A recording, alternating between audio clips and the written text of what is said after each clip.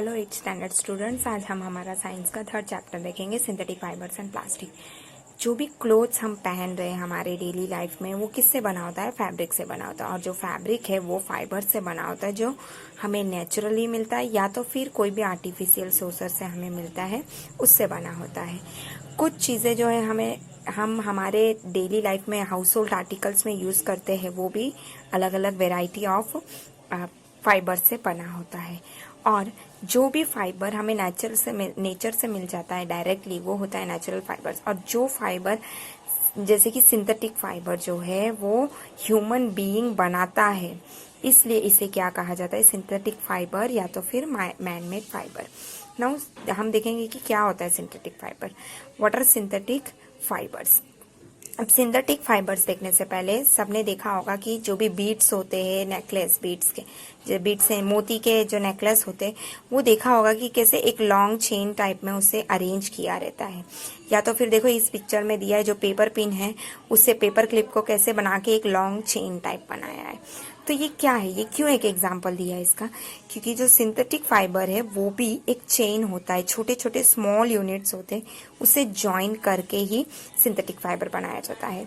जो एक एक यूनिट में केमिकल सब्सटेंस होता है, फिर जो जो हर एक जो स्मॉल यूनिट है वो कंबाइन होता है, एक कंबाइन होके एक लार्ज सिंगल यूनिट बनाता है, जिसे क्या कहा जाता है? पॉलीमर कहा जाता है। The word polymer come from the two Greek word poly meaning many and the mean part. अब पॉलीमर नाम कहाँ से आया? ग्रीक से आया। उसका मीन्स क्या है? पॉली का मीन्स होता है मैनी यानी ज्यादा, और मर यानी क्या होता है? Part, unit.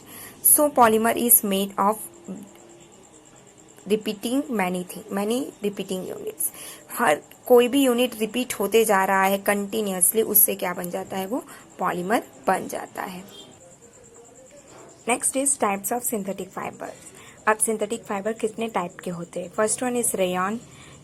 लास्ट क्लास में देखा होगा कि सिल्क फाइबर कैसे मिलता है? सिल्कवॉर्म से, जो चाइना में डिस्कवर्ड हुआ था। और जो भी है ये बहुत टाइम के लिए सीक्रेट रखा गया था कि चाइना ने इन्वेंट किया है silk fibre. Fabric obtain from silk fibre was very costly. बहुत ही कॉस्टली होती है सिल्क फाइबर्स, लेकिन वो क्या बहुत ब्यूटीफुल टेक्सचर होता है, जो सबको इजीली अट्रैक्ट कर लेता है। Attempts were made to make silk artificially towards the end of the 19th century. Scientists were successful in obtaining a fiber having properties similar to that silk.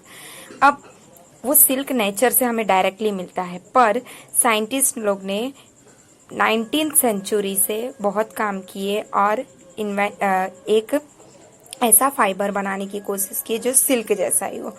Such a fiber was obtain by chemical treatment of wood pulp. This fiber was called rayon और artificial silk. और scientist लोग ने बना लिया वैसा, और वो कैसे बनाए? जो वुड पल्प है उसमें कुछ केमिकल ट्रीटमेंट किए गए, उससे बन गया। और उस फाइबर को क्या नाम दिया गया? रेयन, जो आर्टिफिशियल सिल्क है। और रेयन या तो artificial silk. Although rayon is obtain from the natural source wood pulp, yet it is made man made fibre. भले ही वो नेचुरल सोर्स से बन रहा है, लेकिन मैन ने उसे इन्वेंट किया, तो वो मैन मेड फाइबर ही कहलाता है।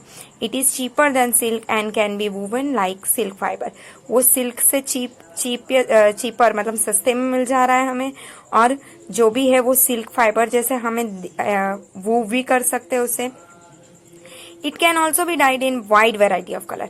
उसे अलग अलग वेराइटी ऑफ कलर से हम डाई भी कर सकते हैं, जिसे हम हर कलर में सिल्क मिल जाएगा। Rayon is mix with cotton to make bedsheet और mix with wool to make carpet. अब रेयन कहाँ मिक्स होता है? कॉटन के साथ मिक्स होता है बेडशीट बनाने में, और जो भी वूल के साथ मिक्स होता है कारपेट बनाने में। सी यहाँ पे पिक्चर में दिया है जो भी रेयन के आर्टिकल्स कैसे बने हैं करके। Next one is nylon. Nylon is another manmade fibre in 1931। 1931 में एक और मैनमेड फाइबर नाम से ये नायलॉन जाना गया।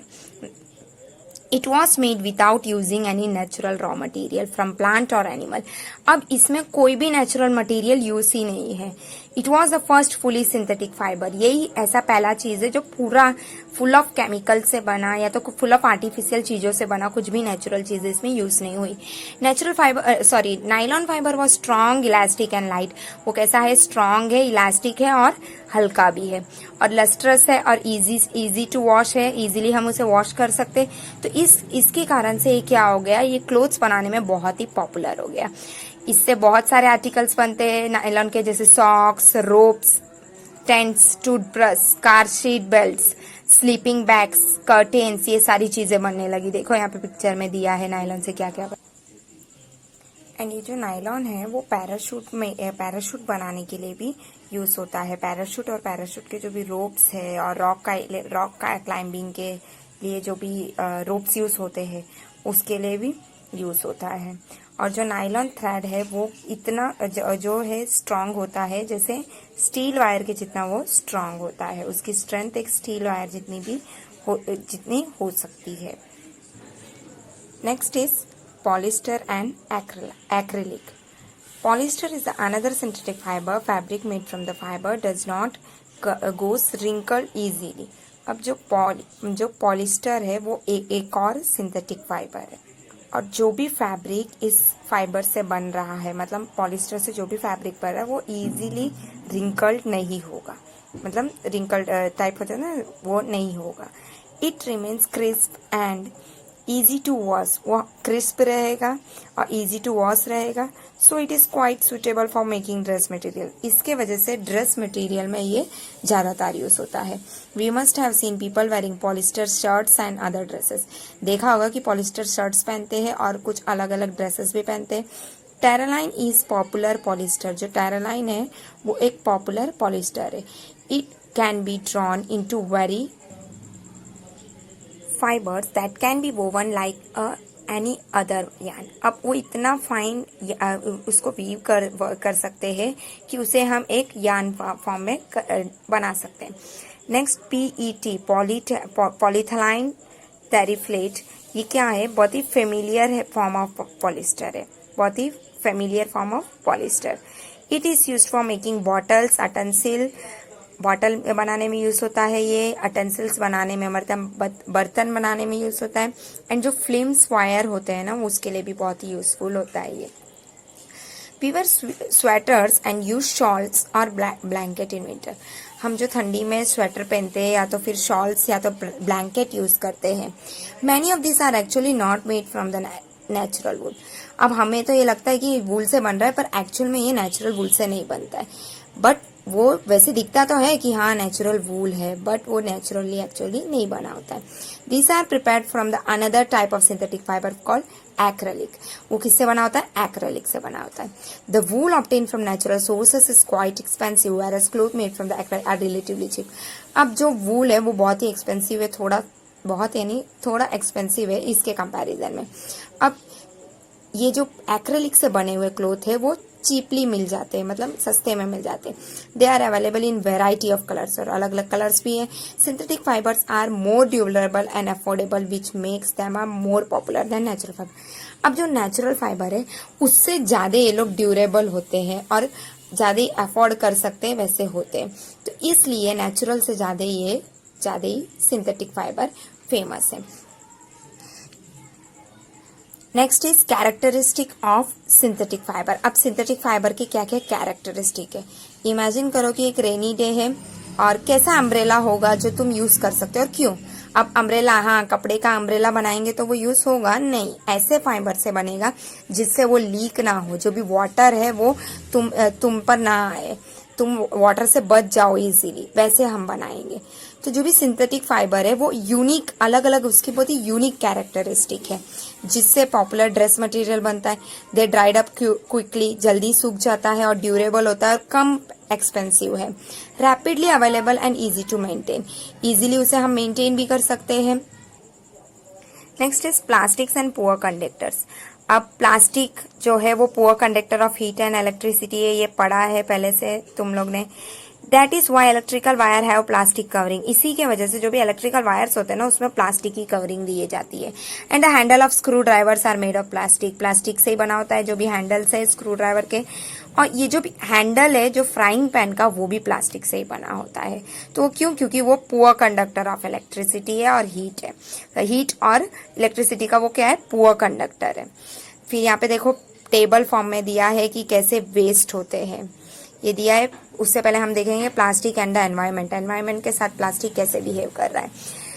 जब हम मार्केट जाते हैं कुछ भी थिंग जो है वो प्लास्टिक पे ही हमें पैक करके मिलता है या तो फिर पॉलीथीन बैग में मिलेगा। तो ये एक रीजन है कि प्लास्टिक वेस्ट जो है वो ज्यादातर हमारे हाउस में एक्यूमुलेट होने लग गए। Ultimate plastic find is a way to garbage disposal of plastic is a major problem. Why? अब जो ये प्लास्टिक है वो इतने सारे आ रहे पर इसे जो डिस्पोज करना है ना वो भी बहुत ही एक बड़ी प्रॉब्लम क्रिएट होती जा रही है। जो भी मटेरियल है ना वो डिकम्पोज होना चाहिए नेचुरल प्रोसेस से। जो डिकम्पोज हो जाता है नेचुरल प्रोसेस से बैक्टीरिया से वही होता है biodegradable. A material which is easily decompose by natural process is termed as biodegradable. पर जो मटेरियल है जो इजीली डिकम्पोज नहीं हो रहा है वो क्या कहा जाएगा? उसे क्या नाम से हम जानेंगे? Non biodegradable.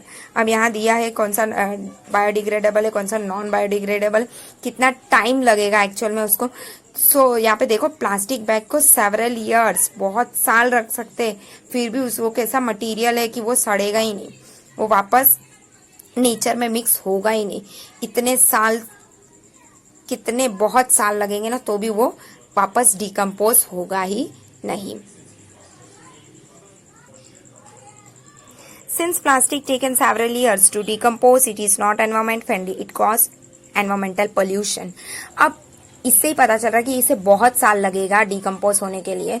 इसका मतलब क्या? ये एनवायरमेंट फ्रेंडली नहीं है। एनवायरमेंट को ये नुकसान पहुंचा सकता है, उसे पोल्यूट कर सकता है। Beside the burning process in the synthetic material is quite slow and it does not get completely burn easily. और अभी इसका अगर बर्निंग प्रोसेस भी करेंगे कोई भी सिंथेटिक मटेरियल का, स्लो है भले वो प्रोसेस पर वो कम्प्लीटली बर्न नहीं होगा इजीली, ये पूरा वो जलेगा नहीं easily. In this process, it release lot of poisonous fumes into the atmosphere, causing air pollution. अब इसे अगर जलाएंगे तो भी इसमें से बहुत सारे फ्यूम्स निकलते हैं, धुएं जो होते हैं पोल्यूट कर देते हैं एयर को, एटमॉस्फेयर में जाके मिक्स हो जाएंगे जो पॉइजनस भी होते हैं।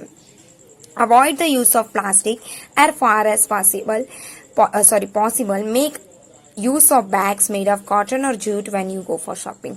अब हमें क्या करना चाहिए? प्लास्टिक कम से जो है यूज ही नहीं करना चाहिए एक्चुअल में तो। और जो भी हम कैसे बैग्स यूज करने का जो कॉटन और जूट से बने हैं वही हमारे शॉपिंग के लिए हमें यूज करना चाहिए। और जो भी biodegradable and non biodegradable waste है उसे अलग अलग हमें कलेक्ट करना चाहिए जिससे हम इजीली उसे डिस्पोज कर सकते हैं। हमें ये प्रैक्टिस हमारे होम से ही लेने चाहिए। और फिर उसके बाद क्या होगा कि ये जो प्लास्टिक है उसे अगर हम ऐसे अलग अलग सेपरेट करेंगे तो इजीली हम उसे रिसाइकल कर सकते हैं प्लास्टिक वेस्ट को। जैसे जो भी उससे क्या हो जाएगा, जो भी थर्मोप्लास्टिक्स है वो रिसाइकल हो जाएगा, रिसाइकल होएगा और रिसाइकल होगा तो उससे फिर दूसरी चीजें बन सकती है। कुछ कलरिंग एजेंट्स ऐड करके उससे कुछ और भी हम यूज कर सकते हैं। As a responsible citizen remember the 5R principle. एक रेस्पॉन्सिबल सिटीजन नागरिक के हमारा ये फर्ज है कि हमें हमेशा ये 5R प्रिंसिपल याद रखना है। Reduce, reuse, recycle, recover and refuse. Develop habit which are environment friendly. अब जो भी हमें कैसे सिचुएशन ये 5R प्रिंसिपल है, जैसे कि रिड्यूस यानी कम यूज करना, रीयूज वापस यूज करना, रिसाइकल उसे वापस रिसाइकल करके यूज करना और रिकवर उसे बचाना और रिफ्यूज कम करना। ये सारी चीजों से हम क्या कर सकते हैं? एनवायरमेंट फ्रेंडली हैबिट क्रिएट कर सकते हैं। सो यहाँ हमारा 3rd चैप्टर कंप्लीट हुआ। Thank you.